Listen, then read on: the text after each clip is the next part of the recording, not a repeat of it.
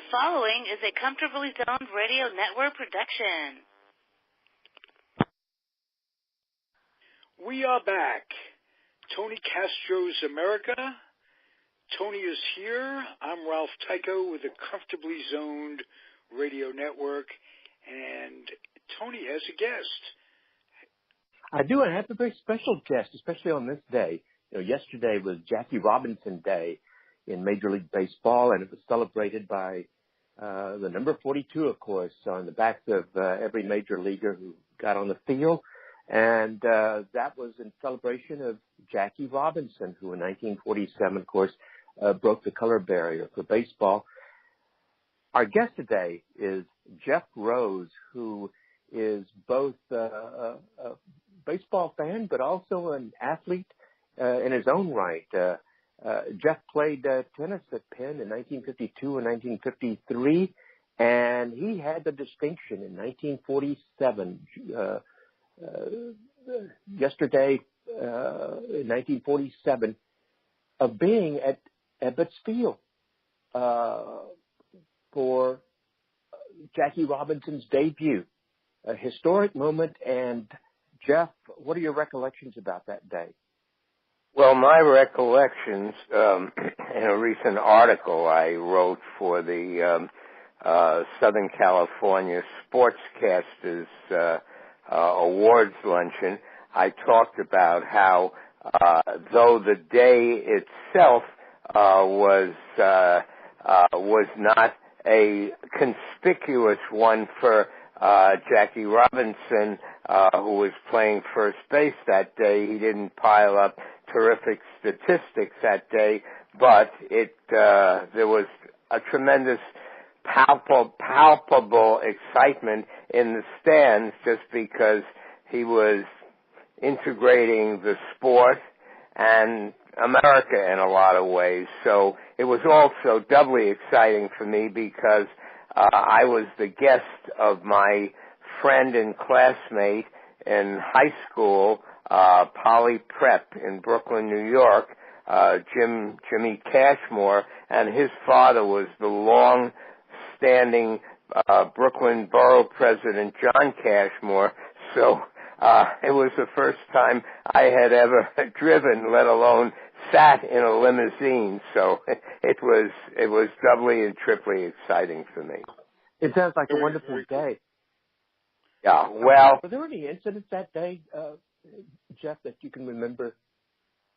Well, what I do remember, of course, is the fact that since when Branch Rickey had signed Jackie Robinson to, as they say, integrate baseball, that was a year before, and he played for the year of 46. He played for the Dodgers AAA team, the Montreal Royals, and in fact he made many terrific headlines as an exciting AAA player. But I do remember, if you're talking about the April 15th, 1947, as I wrote in an article, there was some real, I think I called it, palpable electricity in the stands, because in addition to the regular Dodger ticket holders, there were at that time there were a number of, I guess the word was Negro fans there, and it was an exciting day for everybody. It crossed the color lines in every way, and it turned out that year Robbie won the rookie award, the National League Rookie Award, and I think he batted .297, and so there was excitement everywhere he went, and as it has been well documented, there were a number of terrible incidents that took place, particularly in some of the major league cities, which were, either adjacent to or below the Mason-Dixon line. But Robbie was a very, to use the word advisedly, special guy, and he beat all the odds. Before that the day, two cities we're talking about, for clarification, are Philadelphia and St. Louis. And they gave Robbie the hardest time. Who greased the way? What city other than Brooklyn made it easy for him? Well, along the line, again, I don't want to just repeat old news, but again, I was alive there and following it, and on a few occasions over the years I had the opportunity to be in Jack Roosevelt Robinson's company and interact with him somewhat.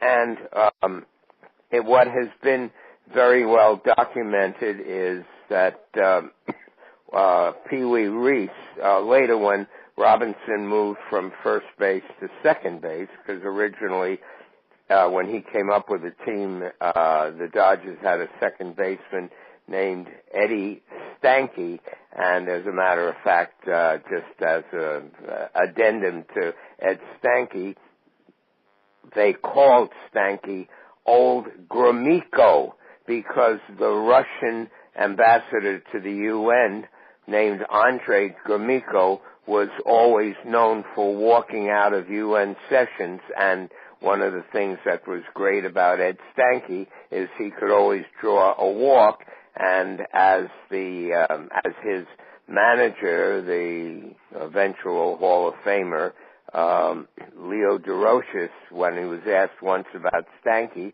he said he can't hit, he can't field, he can't run. The only thing is he's the most valuable guy that I have, because he filled in all the extras. And don't ask me what all the extras are. You can pretty much... The intangibles of getting right. the runner over, of you got it. that clutch hit. Thank you for coming up with the word intangibles. I was trying to come up with it. Yeah. And these days you say the metrics and so in that context, measured. I wanted to answer one of the questions about what kept Jackie Robinson sane for the 10 years that he played with the Dodgers, but particularly those first few years, having his wife Rachel at his side, that was tremendous. But also one of the facts that has been pretty well documented was, I think, at one of the games when the Dodgers were playing Cincinnati in Cincinnati, and Pee Wee Reese, who grew up in Louisville, which was, I guess, across the river from Cincinnati, when the fans in Cincinnati were giving Robbie a particularly hard time, it might have even been between innings, and the Dodgers were their infield and outfield were doing a little practicing there, and when the fans had become more than strident, Pee Wee walked up to Jackie, and in as casual and appropriate a way as he could, he just put his arm on Jackie's shoulder to say, "Hey, we're buddies, and never mind all this other stuff going on."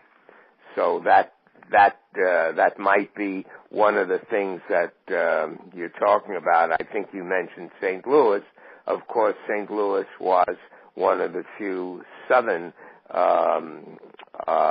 markets in the majors at that time, and they were particularly hard with him there. And then I think you might also have mentioned something about Philadelphia, when the Phillies, who were never a great team, although one year they did win the pennant during Robbie's time, they had a manager named Ben Chapman who was, I'm not saying I can't define everybody who was definitely a racist, but I think he pretty much was. And there was one game they were playing, and as sort of a racial put down, he they had a little black cat who was in the dugout and in the Philly dugout, and they pushed the cat out on the field as sort of a racial slur to Robinson. But he survived that. He survived it. He was also asked to pose with Chapman for a picture where Chapman was supposedly apologizing to him, and he did that in good spirit. He had a look on his face like look I've never seen photographed on Jackie's face before. It was total disdain, hid by what you might say a shit-eating grin that really made Chapman look like a jerk in the picture. Well, Chapman did a pretty good job of making himself look like a jerk. Yeah. Absolutely. We're talking with Jeff Rose here. Jeff is albeit a Brooklyn Dodger historian and a Los Angeles Dodger historian. Jeff, tell us a little bit about that. Well, first of all, there is an actual person, a human being who's also a friend of mine, named Mark Lano, who is the official historian for the Los Angeles Dodgers, but I'm a little older than did I say Mark Leno? No, I'm suddenly there's another person, another friend who used to own the comedy, be involved in the improv, named Mark Leno. But anyway, when I was a kid growing up within walking distance of Ebbets Field, like every other young Dodger fanatic, we knew all the batting averages, and as has also been documented in books in the past, if you're walking in any neighborhood in Brooklyn and the Dodger game is on, whether it be a day game or a night game, and it's a hot day, you don't even have to listen to your radio because the windows were open in all the apartment buildings and the game was on every radio, so you could just walk the neighborhood and you'd get the game from one apartment to another. And that gave an idea of the passion for the Dodgers in those days. And in terms of exactly when I started following the Dodgers in the late 1930s, I was a kid. I was quite young, but so were a lot of the other fanatics. And occasionally people will ask me today, do I remember the Dodgers when Walter O'Malley, that he being the father of Peter O'Malley, when Walter was running the team? Well, I don't want to age myself any more than I have to, but I, of course, remember the team when it was run by Branch Rickey, who signed Jackie, and then even before that, I first started to follow the Brooklyn Dodgers when Larry McPhail, whose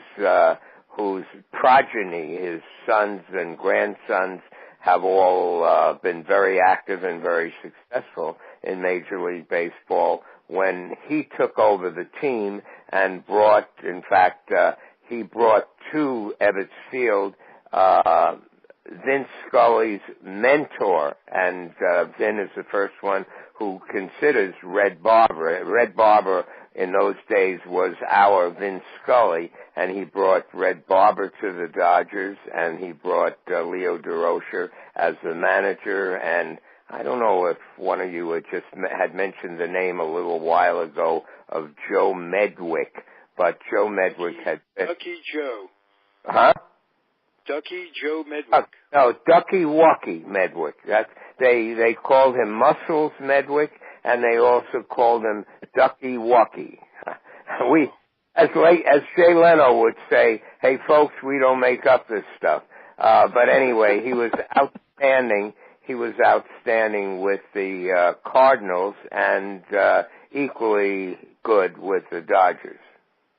Now, may I ask, did Branch Rickey bring him over from the Cardinals? Because I'm trying to. I have the feeling he might have been. He might have come to the Dodgers when Larry McPhail was still there, because if I remember correctly, I remember when the Dodgers won the National League pennant in 1941. They had not won a pennant, I think, since 1920, and then they won it in 41, and I still remember that team pretty well, but I have the feeling that maybe Medwick joined the Dodgers while Larry McPhail was still the boss. Is that McPhail the same one who went on to run the Yankees? Absolutely, and he was, and his sons, one of his sons, I worked for briefly at CBS when I started my own career. Lee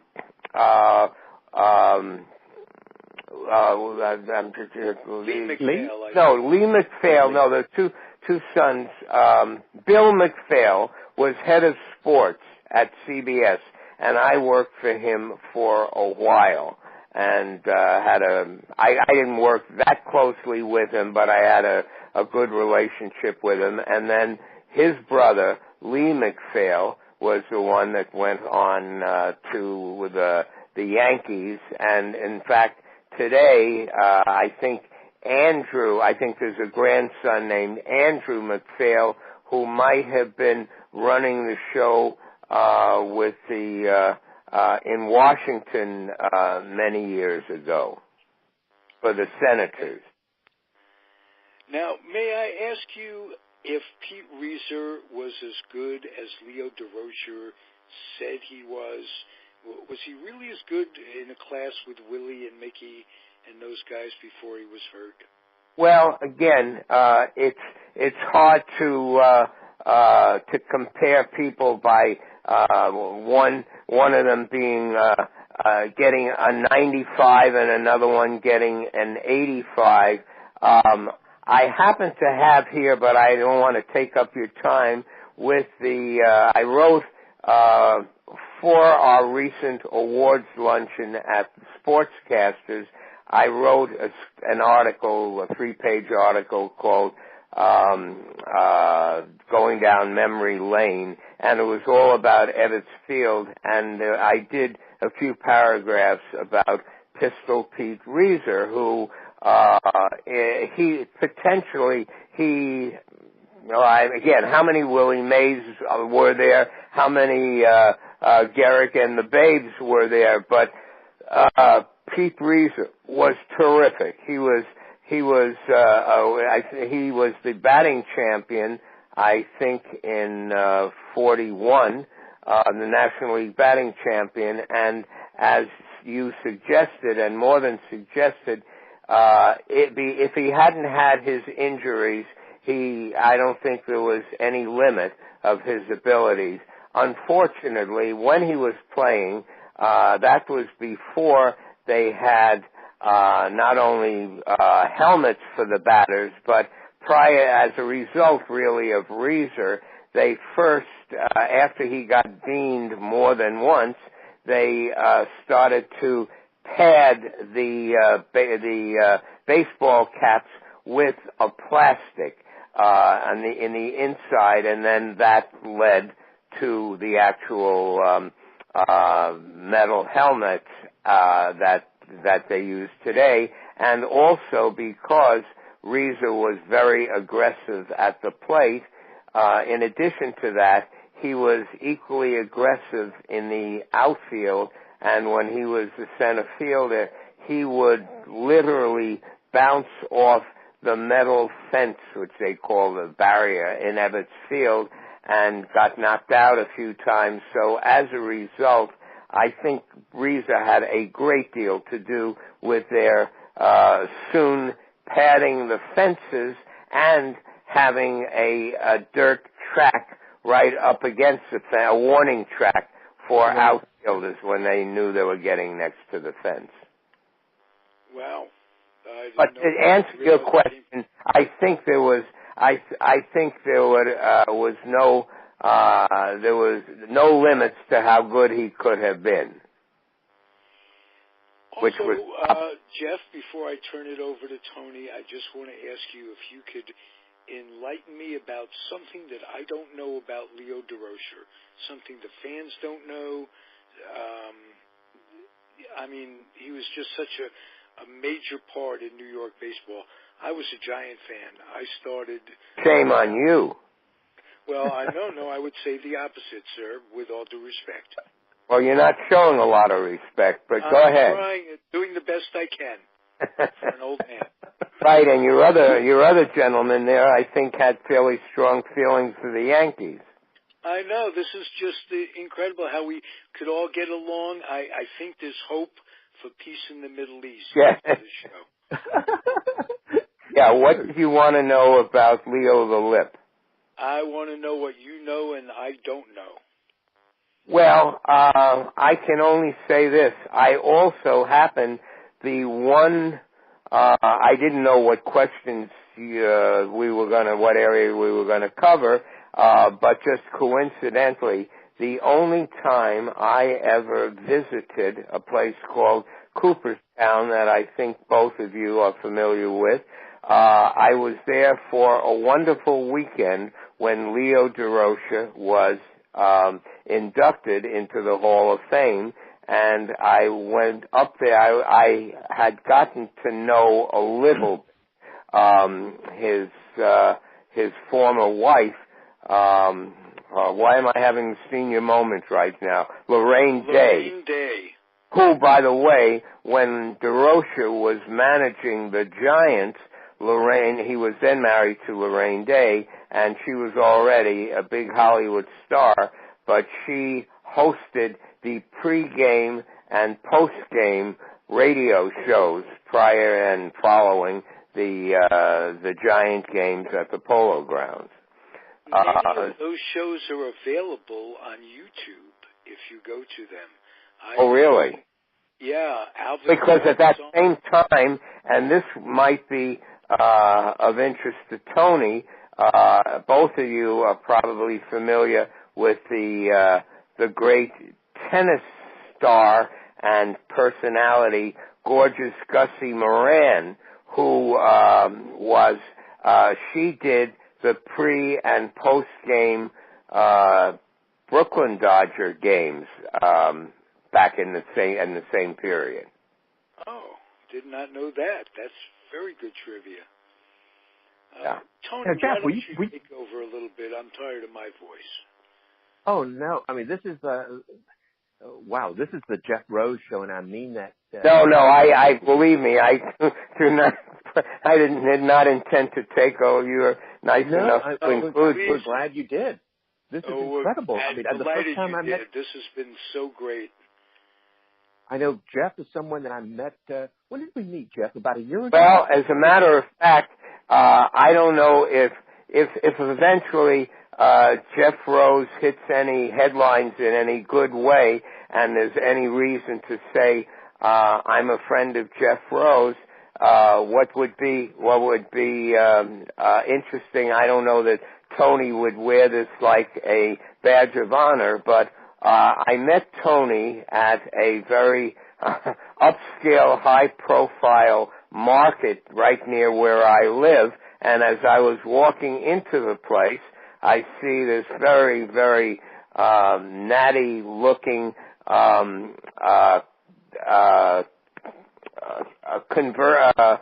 Mercedes convertible, and I'm allowed to. Am I allowed to mention the license plate number? Tony? Go ahead. Yes, go ahead. I think the title, the license plate number was something like letter M as in Mary, then number 7, then NTLE. So I'm no dummy. I knew it had something to do with a guy named Mickey Mantle, and then Mantle's number, of course, was number 7. So I actually waited near that car for almost 25 minutes. I was counting the time to see who was going to retrieve the car, and I knew it had to be somebody who had some connection with Mickey Mantle. And so when Tony introduced himself, I knew Tony's name. I couldn't quote from every book he had ever written, but I knew who he was, and that was how we met. Great meeting. That was. And the interesting thing about that, he waited for like half an hour, and then I think we spoke for another hour and a half out there, didn't we? Something like that. Because right. We talked. And if I sound like somebody who doesn't stop talking, trust me, that's not the case. It's when it's a subject that I'm interested in. Thank God you saved it for podcast radio. There's no more appropriate venue for a person who talks but doesn't just ramble. You have something to say, Jeff. It's not like you're just babbling stuff. And well, I thank you for that. I did just want to say one thing, and I'm not here to go out of my way to promote the book, which is a great read. I haven't finished it yet.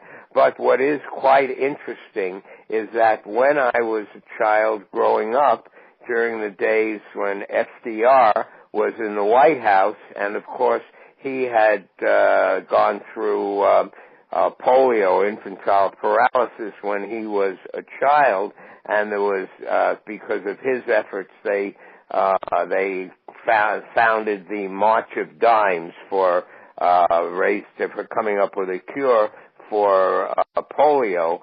And when Lou Gehrig, I was quite young, but when Lou Gehrig was diagnosed with ALS, which eventually became Lou Gehrig's disease, the first time I heard them announce it at the time, they called it chronic infantile paralysis.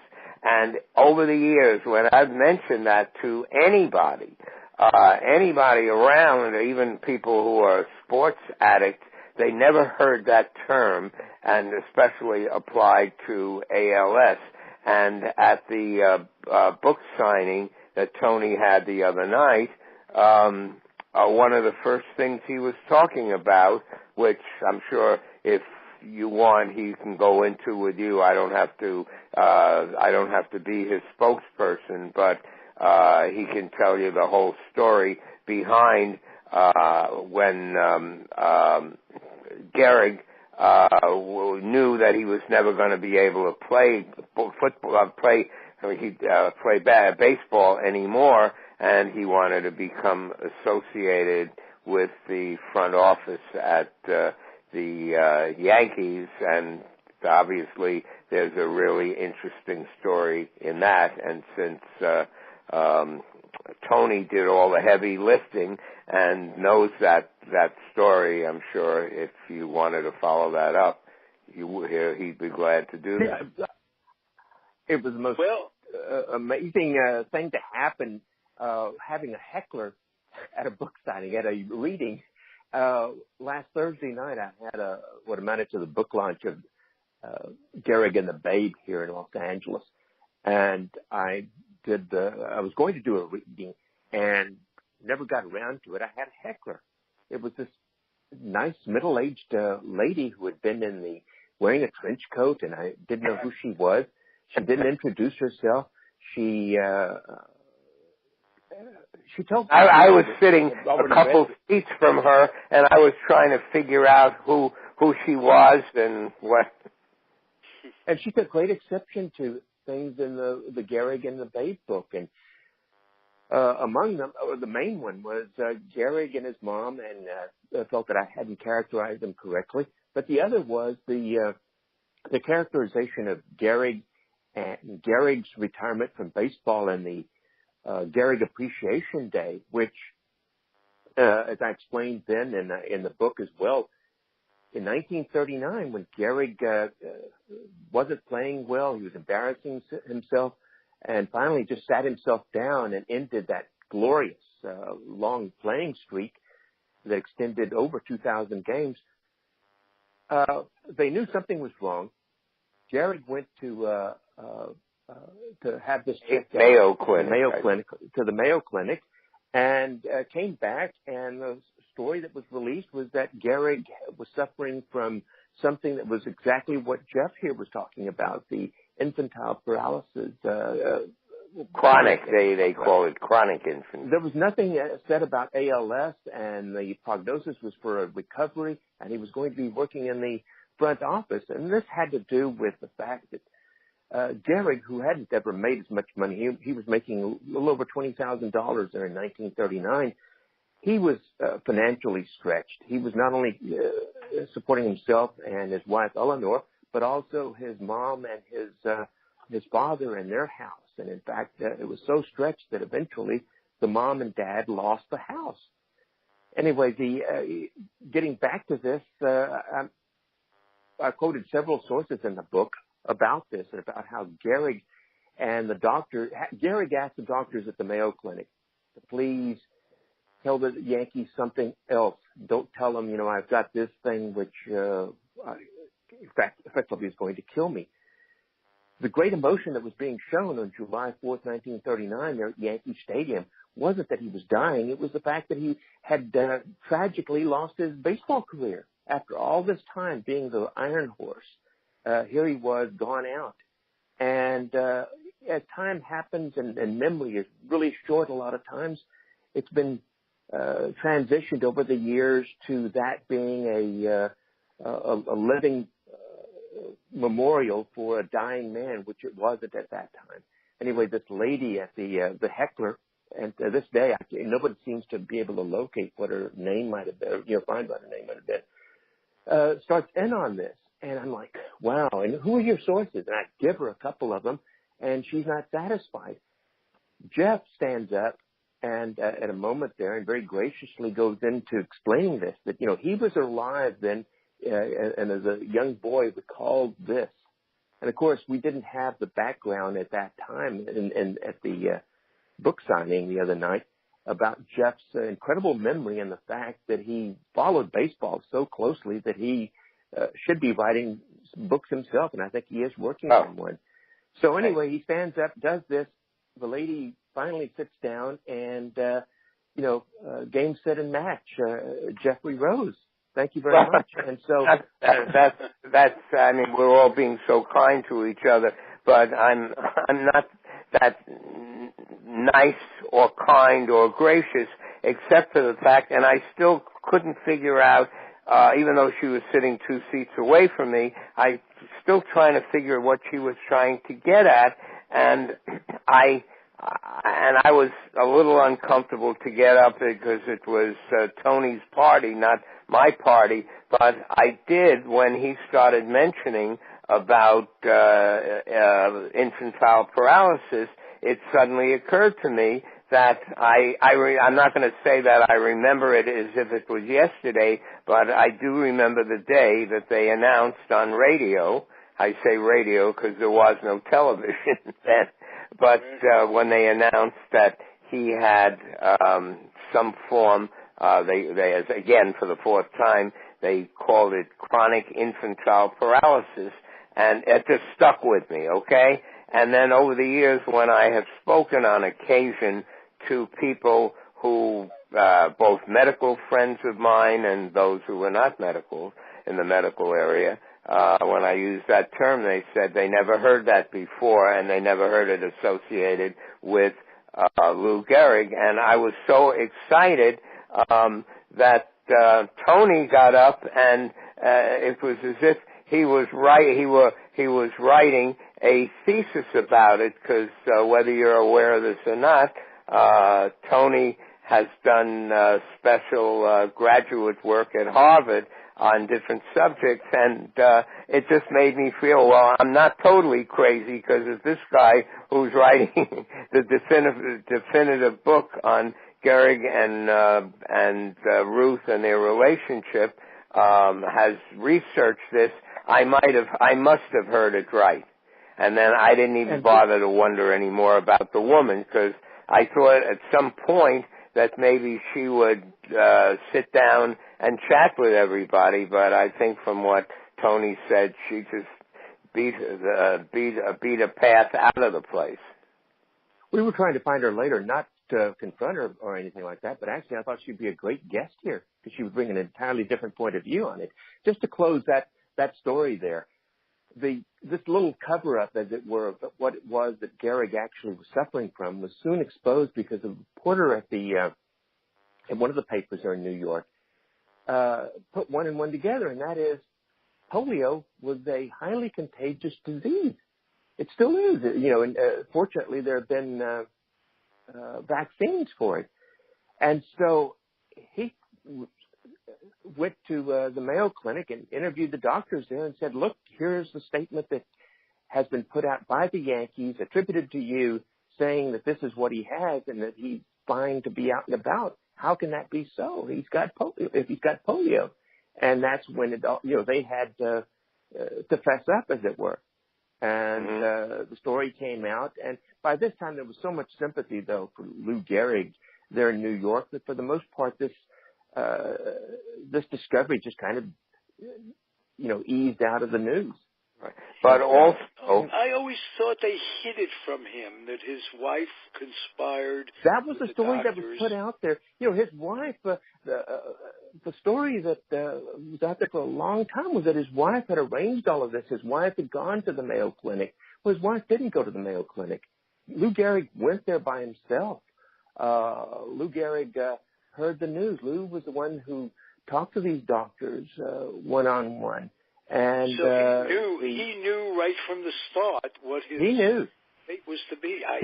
And he was trying to soften the blow and trying to make the most out of this whole thing, because he figured, he had to make as much money as he could, and he was trying to extend this into a career in the front office that would extend beyond this season into 1940.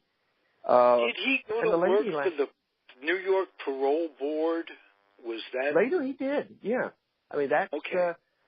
That destroys that whole myth of the baseball taking care of its own, because he needed a job. Mm-hmm. And that's the job that he got. But of course, when you say, I'm sorry, when you say about job, really more than anything else. When you talk about the quote-unquote myth of baseball taking care of its own, obviously in those days you didn't have unions, and just like sports is not my whole thing in life. I've been in the television business most of my adult years, and living in Hollywood as I do, I know how they make a production about the way the entertainment business takes care of its own, which in some cases they do, in some cases they don't. But as Tony was saying, back then in around 1939, it was a whole different ball game, so to speak. And in fact, I have been involved with the some of the organizations that they have out here, and throughout the major leagues, where they do take care of their own. Plus, obviously, the contracts today are for a few bucks more than they were back in 1939. A few. And since you mentioned, since we were talking about Jackie Robinson, for a number of years I was the executive vice president of the Roy and Roxy Campanella Foundation for people with spinal cord injuries, and we all know that Roy Campanella, as a result of the accident, the automobile accident he had, he spent the final 25 years or whatever of his life in a wheelchair. So we spent a lot of time trying to raise money for scholarships for students to work with people with spinal cord injuries. What a wonderful cause. And let me mention, too, that Walter O'Malley, who broke a lot of hearts by moving that Brooklyn team. Kids, not just baseball fans. I know. I was there. Yeah. But what he did for Roy, taking care of him, Roy had never played in Los Angeles. And O'Malley had this big night for him where everybody lit a match. In the Coliseum, it was like 60-some-odd thousand people. And he always had him back. There might have been 100,000 that night when Pee Wee Reese wheeled him out there. Yeah. I was still in New York in those days, but somehow I remember obviously what you're talking about. It was a wonderful thing that he did, and he's forgiven in a lot for a lot of. Well, a lot of that. I'm not saying I know more than anybody else knows. I don't know that much more than anybody else. But during the years that I worked with the Campanella Foundation and worked closely with Roxy Campanella, who married Roy right around the time that he had the accident. And I know a whole lot about all the cliches about how everybody hated Walter O'Malley because he moved the Dodgers out here, and everything that's attendant to that. I don't have to rehash all those things, but from what Roxy has told me, that, and particularly seeing a picture in the LA Times today of Don Newcomb and Frank Robinson sitting together at the Jackie Robinson Day game yesterday, I do believe that if Roy had not had his accident, he would have been made the first first black manager to be in the major leagues as the first black manager, from what I have heard from pretty reliable sources, and I am somewhat in touch with some of the O'Malley people because coincidentally 3 generations of O'Malley, starting with Walter and then Peter and then Peter's son Kevin, all graduated from the University of Pennsylvania, from which I happened to graduate, so I have followed a lot of this stuff. And you played tennis in the early 50s for University of Pennsylvania, am I correct? Yeah, I played tennis and soccer back at Penn. I was an okay player. I was never going to be confused with John McEnroe, but I was... Okay, well, just to have played college tennis, don't sell yourself short. Well, as a matter of fact, just one little aside from that, back in the so-called Ivy League days, and speaking of Ivy League, and for many years in the Ivy League baseball area, the 4 of the teams, of the 8 Ivy League teams, play in what's called the Gehrig division, because Lou Gehrig, of course, went to Columbia. And then the other division with the 4 other schools has been called the Rolfe division, because Red Rolfe, who was the Yankee third baseman in the latter part of Gehrig's association with them, for many years had been the coach at Dartmouth. So everything seems to come together there. Comes around. The thought of the Gehrig, to get back to Lou for a second, Tony, the thought of the Gehrig family being impoverished, Upper West Side, I'm just a kid from Queens, Columbia, Lou Gehrig, the Yankees, and that family becomes impoverished, that's shocking and horrible. that house that they had went into receivership. And it was every so often you see a story in one of the New York papers about what's going on with that house, somebody having bought it. It's been bought and sold 2 or 3 times, trying to redo it. There's a lot of history to it. People have been encouraged for somebody to get involved in preserving that house as a museum or something, but it hasn't happened. And this was the house that he bought for his mom out in what was it, New Rochelle, maybe? I'm not familiar with the area, but it was Babe Ruth often went out there. Some of the other Yankees often went out there. It's the house where Eleanor lived in for a short while prior to their marriage, and she stormed out of there angry at Ma Gehrig, at Christina Gehrig, for the way she treated her. And it was what precipitated Lou deciding on the spur of the moment, let's get married now, and calling the mayor of the little community there and getting somebody over to officiate.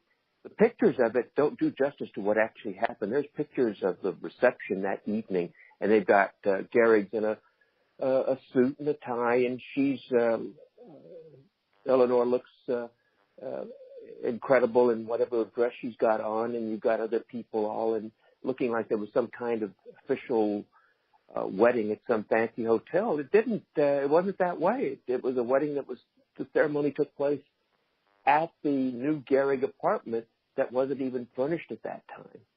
And then later, they went out and celebrated. But it was a lot of that family's history was marked by tragedy, not just Lou's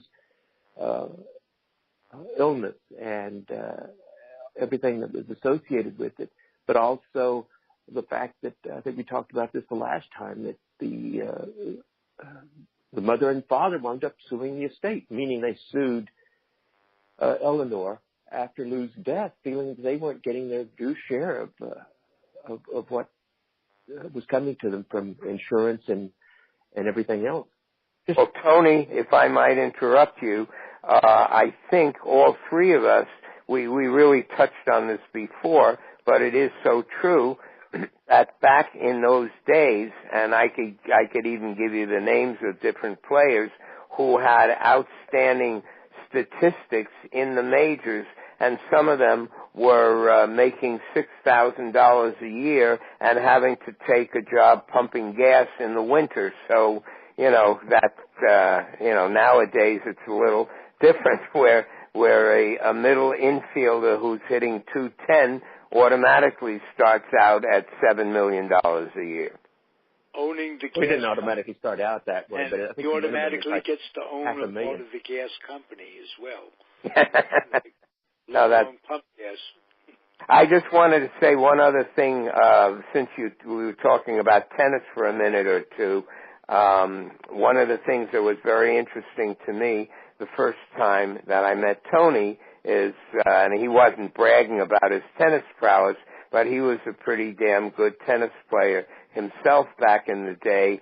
And back, since we mentioned when I was playing so-called Ivy League tennis, that one of the people whom I played tennis against in high school, prep school, whatever you want to call it, who had been an outstanding tennis player in high school, and then I played him when I was at Penn and he was at Yale, was a young man named Dick Raskind, Raskind, who became Renee Richards, whom you're both familiar with.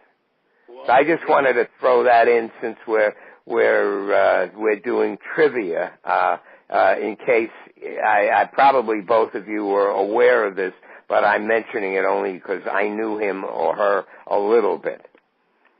What kind of a player was Renee as a man?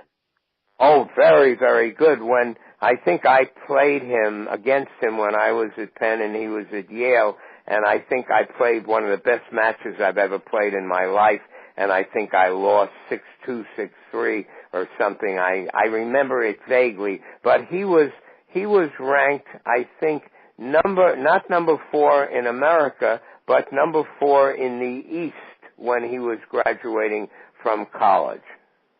And then he became an eye surgeon. And so he didn't really, I don't think he played the tour that, as you both know, back in those days, as I wrote in an article once, that if you won Wimbledon, you'd get a trophy and a ham sandwich. That really was pretty true. Yes. Well, that was an entirely different era of tennis, right? Between amateur and professional.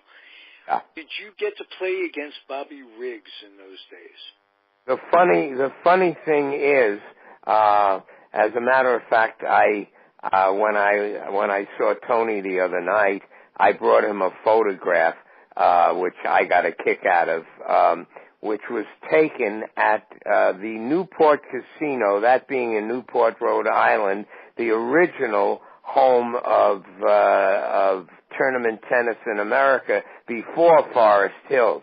And at a tournament that I played there, which was called the Mutual of New York, MONY, promoted it, the Tournament of Legends, and those of us who were basically civilians but played a fairly decent game of tennis, we got to play for several days against all the greats of the world, including Bobby Riggs and Pancho Gonzalez, and you name a guy, and he or she was playing in that tournament. And I still remember the first night that I showed up there, and I was sitting at the same dinner table with Bobby Riggs, and I knew all about his so-called hustle, where he would say, in that breathless voice of his, "Hey kid, you want to go out and hit some balls for a few bucks? Now, what I'll do is I'll put real furniture on my side of the court." I'm sure you're both aware of all of that. And sure enough, he did the whole thing, but I didn't go for it. And because I remember he said, "Do you have some cash with you?" And I did have cash with me, but I didn't plan to give it to him. Well, thank you. It was a wonderful picture. A wise choice. What? The picture is the wonderful picture that you gave me. It's you, it's Gonzalez, and it's and Gardner Malloy, who was in the International Tennis Hall of Fame, who along with Bill Talbert, the two of them were America's Davis Cup doubles team for many years, and Malloy probably accumulated more trophies than almost anyone in history, because he died a couple years ago at the age of 102, and he kept playing in the senior tournaments. Yeah, just to make it to the senior tournament is the goal, really. Yeah, and in a way, yeah. You win, you win. You lose, right. You win.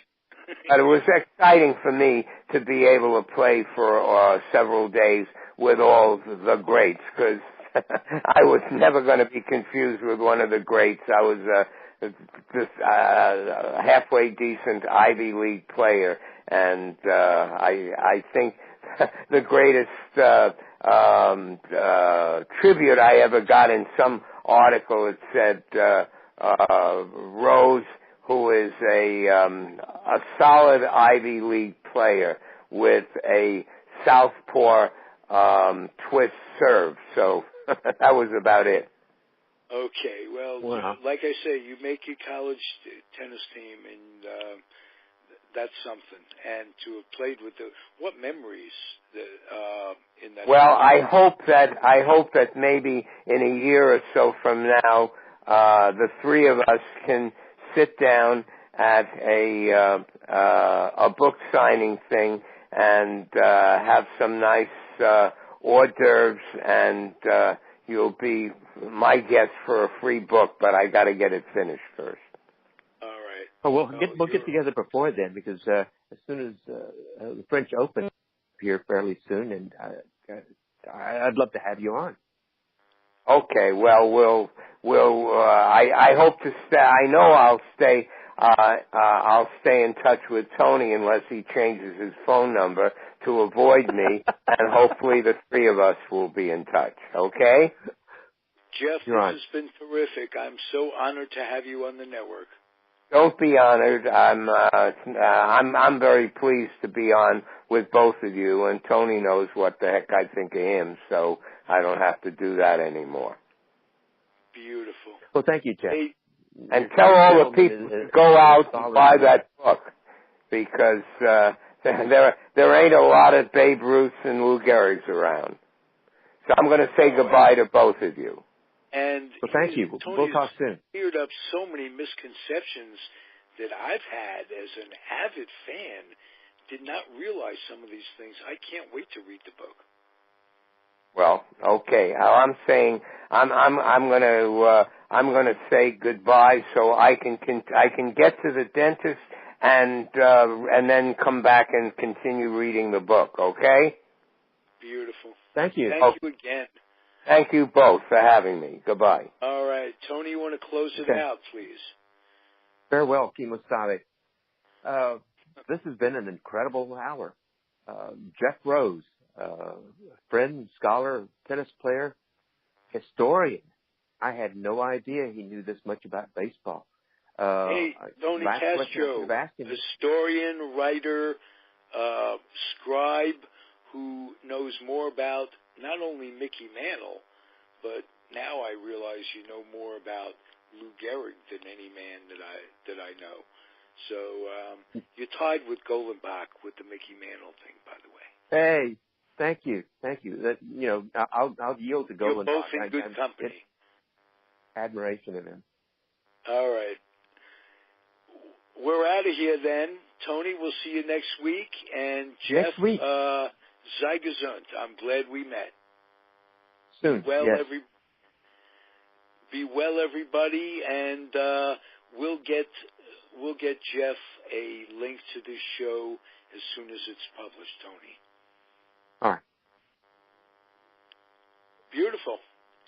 Thanks for listening, everybody.